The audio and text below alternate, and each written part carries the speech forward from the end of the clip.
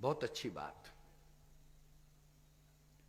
भगवान राम ने भी अपने जीवन में मातृ पितृ भक्ति की, और उदाहरण दे रहा हूं मैं आपको। लोग कहते हैं कि भगवान राम ने अपने पिताजी की बात नहीं मानी और वन चले गए। मैंने कहा कौन कहता? बोले दशरथ जी रोकते रहे, राम मत जाओ मत जाओ मत जाओ, राम जी चले गए। अब आप कहते हो कि माता पिता की बात माननी चाहिए। रामायण में यह प्रसंग आता है अयोध्या कांड में, क्यों वही आता है ना अयोध्या कांड में, कि दशरथ जी रोकते रहे और राम जी वन चले गए।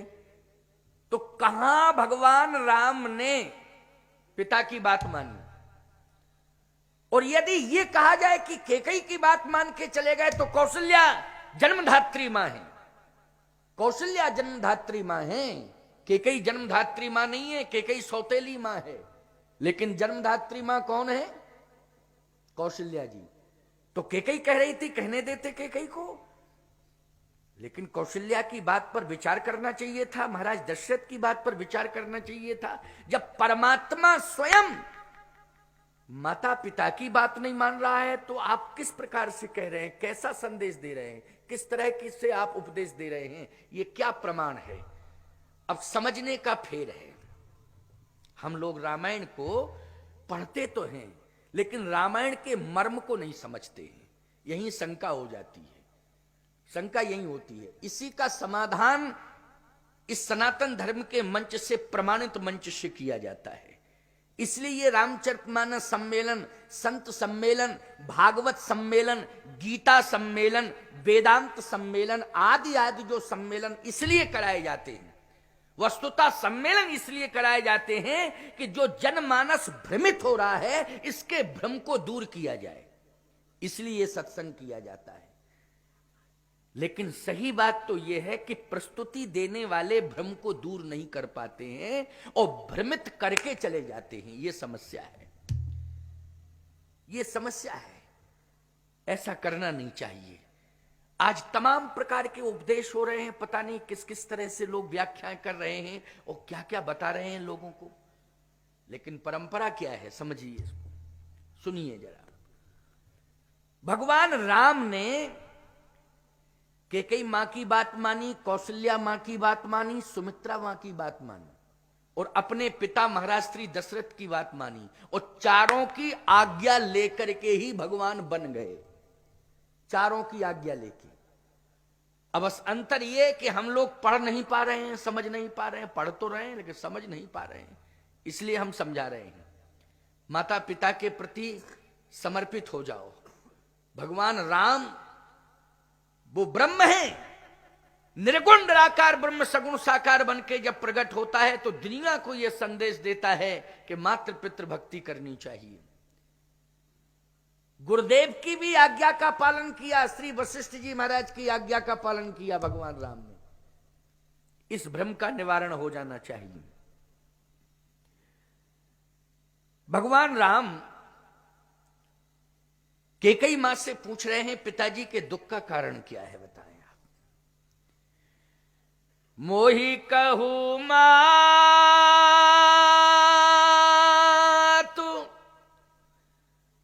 तात दुख कारण,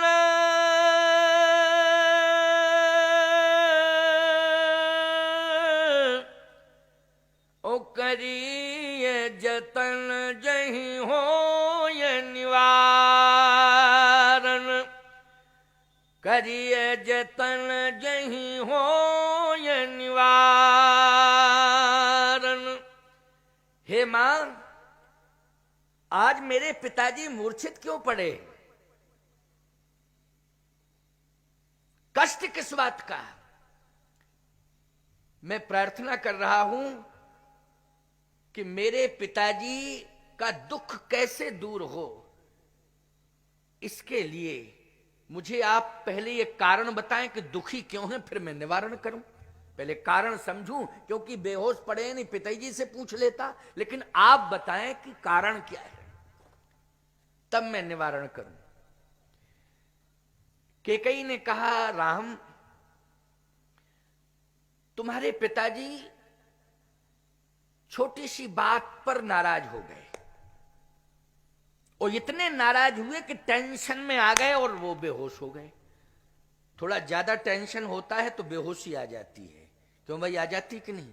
इसलिए मैं एक बात जरूर कहता हूं, पति पत्नी जब अकेले में बात कर रहे हो तो दोनों को सावधानी बरतना चाहिए। तीसरा कोई है नहीं, पति पत्नी है और बात कर रहे हो तो दोनों को सावधानी बरतना है। कहीं ऐसी बात ना हो जाए, पत्नी ना कह दे कि पति टेंशन में ज्यादा आ जाए, कहीं पति पत्नी से ऐसी बात ना कह दे कि पत्नी टेंशन में आ जाए। क्यों भाई, स्थिति तो यहां बिगड़ जाती है कि पत्नी की बात पति सुनता है तो बेचारा टेंशन में आता है और बेहोश हो जाता है, लेकिन पति के द्वारा पत्नी अगर कहीं टेंशन में आ गई तो वो सीधी बेहोश होश नहीं होती, सल्फासा ही खा लेती है बस, जब ज्यादा टेंशन में आती। क्यों भाई, यही कंडीशन होती कि नहीं होती? और फिर ऐसी कंडीशन में पूरा घर बर्बाद हो जाता है। बोलो, हो जाता है घर बर्बाद कि नहीं?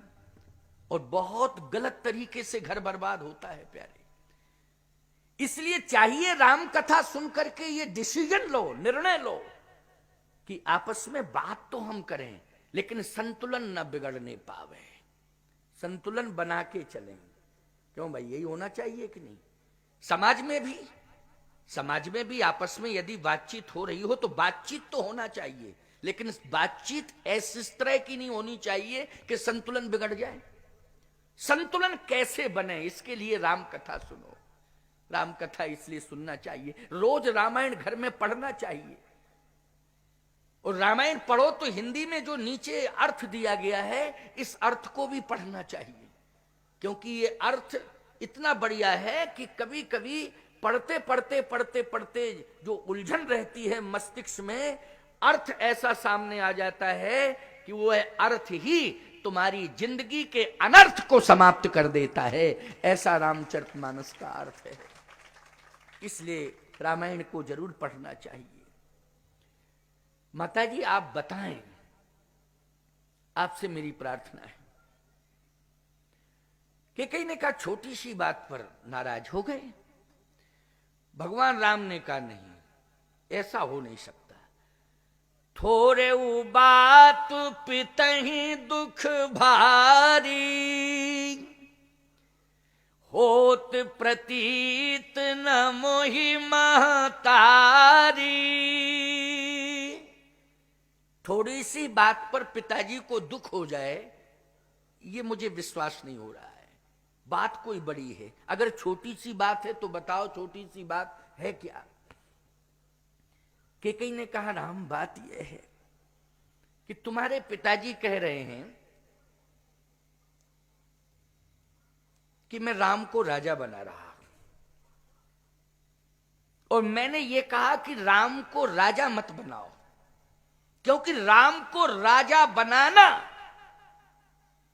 राम के विकास में अवरोध पैदा करना है, ये मैंने कहा। राम को, केकई कह रही है इस बात को कि राम को राजा बनाना राम के विकास में अवरोध पैदा करना है, राम के व्यक्तित्व में अवरोध पैदा करना है। इसलिए मैं चाह रही हूं कि राम को राजा मत बनाओ। अच्छा माता जी, फिर क्या हुआ? आपने क्या कहा? मैंने यही कहा मत बनाओ। अरे मत बनाओ ठीक है, फिर आगे और क्या कहा कि जिससे बेहोश हो गए? कहा मैंने ये कहा है कि अगर राजा ही बनाना है तो भरत को बना दो, भरत को। भगवान राम ने कहा तो फिर पिताजी ने क्या कहा? पिताजी ने, तुम्हारे ने यही कहा है कि हां भरत को हम राजा बना देंगे, तो फिर बेहोश क्यों हो गए? फिर क्यों बेहोश हुए? कहा मैंने एक छोटी सी बात कह दी कि राम को राजा तो बनाना ही नहीं है, राजा तो भरत को बनाना है। राम को 14 साल के लिए वन भेजना है, बस इतना सुना और बेहोश हो गए। अब राम, इसमें अनुचित मैंने क्या कहा, अब तुम ही बता दो। भगवान राम ने कहा माता जी, ये तो आपने मेरे हित की बात कही, लेकिन पिताजी को, तुम्हारे पिताजी को तो अहित महसूस हुआ, अहित, तभी तो बेहोश हो गए। अब राम अपने पिता को समझाओ। देखो भैया, भगवान राम ने जब वन की बात सुनी तो प्रसन्न हो गए। मन मुस्काय भानु कुल भानु,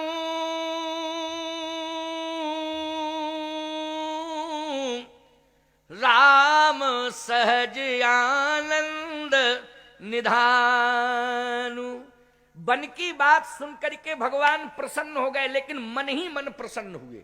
अच्छा बोलो, बहिरंग प्रसन्नता ज्यादा अच्छी होती है कि अंतरंग प्रसन्नता ज्यादा अच्छी होती, बताओ? अंतरंग प्रसन्नता ज्यादा अच्छी होती है। ये बहिरंग प्रसन्नता तो बनावटी होती, जैसे कोई आतंकवादी आ रहा हो, समझना जरा, और आप सामने दिखाई दिए तो आप देखते ही कहेंगे भैया राम राम, और सब ठीक है, बहुत अच्छा हुआ, हम तो सोच रहे थे भैया जी बहुत दिन से नहीं मिले, लेकिन आज मिल गए तो हम तो इतने प्रसन्न हैं, इतने प्रसन्न हैं कि हमें तो संसार की संपत्ति मिल गई। अब बोलो, ये बनावटी प्रसन्नता है कि नहीं? ये नाटक है, नकलीपन है कि नहीं? जल्दी बोलो। और जैसे ही वो थोड़ा आगे निकला तो तुमने तुरंत कहा, हे भगवान बच गए, वो इस धूर्त का मुंह अब दोबारा देखने को न मिले। बोलो बोलो, यही कहते हो कि नहीं कहते हो? वास्तविक प्रसन्नता होती है अंतरंग, हृदय की प्रसन्नता है। दबाव से जो समाज में प्रभाव बनाता है, समाज अंदर ही अंदर कुंठित हो जाता है। लेकिन अपने स्वभाव से, अपनी सरलता स्वभाव से जो प्रभाव बनाता है, समाज उसके प्रति समर्पित हो जाता है। प्यारे, यही एक सूत्र है, यही सूत्र है। इसलिए मैं कहता हूं, सरलता सहजता से समाज से जुड़िए आप। भगवान राम वन की बात सुन करके मन ही मन प्रसन्न हुए। मन मुस्काए भानु कुल भानु, राम सहज आनंद निधानु। मन मुस्काए भानुकुल भानु। एक बात आपको और बताएं, राम जी राजा बनते तो महलों में रहते कि नहीं रहते? रहते कि नहीं? अच्छा, संपूर्ण संसार को प्रकाश कौन दे रहा है बताओ? पूरे संसार को प्रकाश कौन दे रहा है? नरेंद्र मोदी? अच्छा, सूर्य दे रहा है। हाँ, थोड़ा सा हमको थोड़ा कान वान में डिस्टर्ब हो गए लगता है। सूर्य दे रहा है, बहुत बढ़िया। अयोध्या प्रसाद जी ने बताया सूर्य। कौन बोला था? है? अच्छा अच्छा, सूर्य। लेकिन एक बात आपको बताएं, सूर्य को अगर किसी भवन में बंद कर दिया जाए, सूर्य को किसी भवन में, मकान के अंदर बंद कर दिया जाए, तो एक बात बताएं आपको कि मकान के अंदर तो प्रकाश होगा, होगा कि नहीं होगा? लेकिन पूरे संसार में प्रकाश होगा? नहीं होगा। और सूर्य की सत्ता को स्वतंत्र कर दिया जाए तो बोलो सर्वत्र प्रकाश होगा कि नहीं होगा?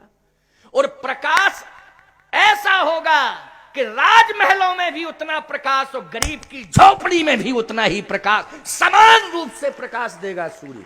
किसी भी प्रकार का कोई भेदभाव नहीं रखेगा। बोलो राम का व्यवहार ऐसा ही है कि नहीं? एक राजमहल से लेकर के गरीब की झोपड़ी तक, बोलो समान व्यवहार किया भगवान राम ने कि नहीं किया? किया समान व्यवहार कि नहीं? सूर्य को भी प्रकाश, जगत प्रकाश प्रकाशक रामू, सूर्य को भी प्रकाश देने वाले हैं प्रभु राम। सूर्य प्रकाश लेता है तो प्रभु के खजाने से लेता है। पावर हाउस सप्लाई वहीं से होती है, समझ रहे हो कि नहीं? सूर्य भगवान वहीं कहते हैं, रोज जाते हैं कि अब मैं डिस्चार्ज हो गया हूं, दो मुझे चार्ज करो, तो चार्ज करो, तो भगवान कहते लो मैं चार्ज किए देता हूं। तुरंत चार्ज भगवान कर देते हैं, सुबह फिर प्रकाश देने लगते हो। तो समझ रहे हो कि नहीं? अच्छा, डिस्चार्ज होना यही तो है कि जब अस्त होता है तो डिस्चार्ज हुआ कि नहीं? जल्दी बोलो। जब अस्त हुआ तो क्या मतलब हुआ? अस्त मानी क्या हुआ? डिस्चार्ज।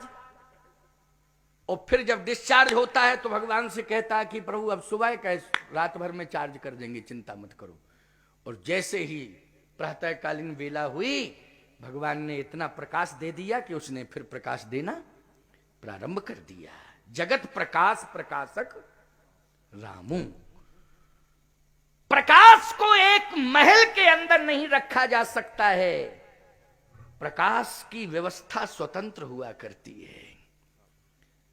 इसलिए भगवान राम, ये राजा जितने होते हैं अयोध्या में, चाहे जिस राज्य में राजा हों, इनका संबंध विकास से है। बोलो, है विकास से कि नहीं? आप भी मुख्यमंत्री किसी को बनाते हो तो उम्मीद करते हो प्रदेश का विकास होगा, प्रधानमंत्री बनाते हो तो उम्मीद करते हो कि देश का विकास होगा। इनसे उम्मीदें विकास की जा सकती हैं प्यारे, लेकिन सत्य तो यह है कि विकास उतना महत्वपूर्ण नहीं है, महत्वपूर्ण है जीवन का प्रकाश। यदि जीवन में प्रकाश मिल गया तो निश्चित रूप से संपूर्ण संसार का अंधकार दूर होगा, माध्यम आप बन जाएंगे। बोलो, बन जाएंगे कि नहीं? और संपूर्ण जगत का अंधकार, बोलो, भगवान ने दूर किया कि नहीं किया? संपूर्ण जगत का अंधकार भगवान ने दूर किया। राक्षसों के अनाचार अत्याचार से पृथ्वी दुखी थी, गौ ब्राह्मण दुखी थे, संत भक्त सब दुखी थे कि नहीं थे? यज्ञ आदि सभी नष्ट हो रहे थे कि नहीं? लेकिन इन सबको बचाया किसने? बोलो जल्दी। अंधकार ही अंधकार दिखाई दे रहा था, लेकिन उस अंधकार को दूर किया बन जाकर के प्रभु राम ने, प्रकाश बन करके। बोलो, किया कि नहीं किया? इसलिए कैकेयी ने कहा, राम तुम सूर्य के भी सूर्य हो, सूर्य के भी सूर्य हो, ये वंश सूर्य वंश है, लेकिन राम तुम सूर्य के भी सूर्य हो। और सूर्य के सूर्य को एक महल में कैद कर दिया जाए। दूसरी बात राम सुनो, अकेले नहीं जाना है तुम्हें, फिर का लक्ष्मण को साथ लेके जाना है। लेकिन ये बात मैंने कही नहीं, क्योंकि तुम्हारा नाम सुन के ही बेहोश हो गए तुम्हारे पिताजी। लेकिन राम, मैं कह रही हूं इस बात को कि तुम्हें अकेले नहीं जाना है, फिर लक्ष्मण को भी साथ लेके जाना है। क्यों? तुम केवल सूर्य ही नहीं हो, तुम पुरुष सिंह दो वीर, तुम दोनों सिंह के समान वीर हो। तो हे राम, मैं तुमसे ही पूछना चाहती हूं कि सिंह भवन में रहता है कि वन में रहता है? सिंह तो वन में रहता है, भवन में सिंह यदि रह जाए तो कटघरे का सिंह माना जाता है। बोलो, सर्कस का शेर माना जाता है। अगर भवन में उसको बंद कर दिया जाए तो सर्कस का शेर माना जाता है कि नहीं? अच्छा, सर्कस का शेर ज्यादा अच्छा होता है कि जंगल का शेर? सर्कस के शेर की तो शेरता वीरता ही चली जाती है, वो तो रोटी मांगने के लिए मुंह फाड़ता है, रोटी मांगने के लिए। बोलो, फाड़ता है कि नहीं? बोलता कुछ नहीं है, बस मुंह ही फाड़ता है सर्कस का शेर। लेकिन असली शेर की वीरता अगर देखनी है, समझनी है, तो वन में दिखाई देती है। बोलो, भगवान राम ने जो लीलाएं की हैं, क्योंकि ये परमात्मा, भगवान शंकर ने कहा कि ये परमात्मा 5 लीलाएं करने के लिए आ रहा है, 5 लीलाएं करने के लिए।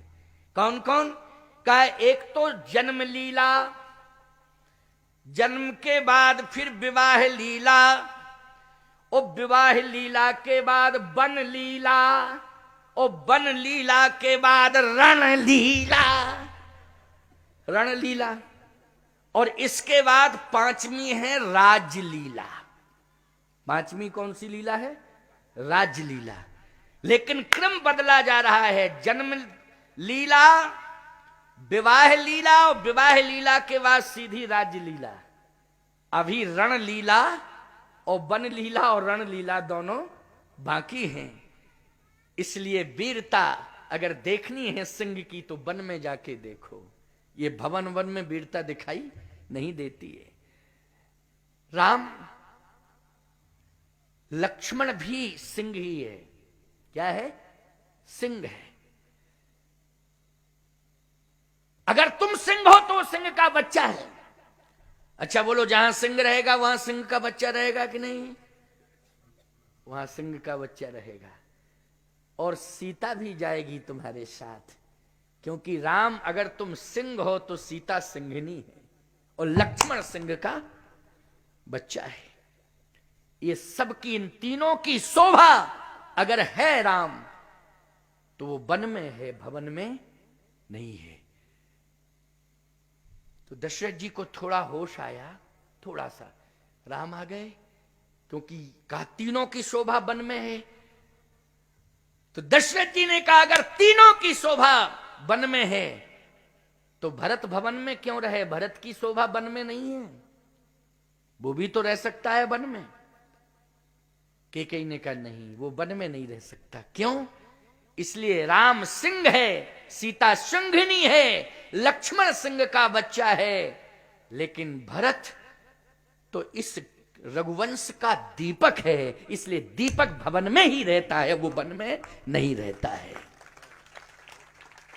कहे प्रमाण क्या है? कैकेयी ने कहा आपने ही प्रमाण पत्र जारी किया है।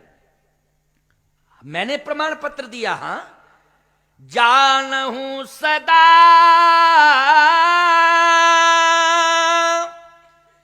भरत कुल दीपा, ओ बार बार मोह कहे महीपा।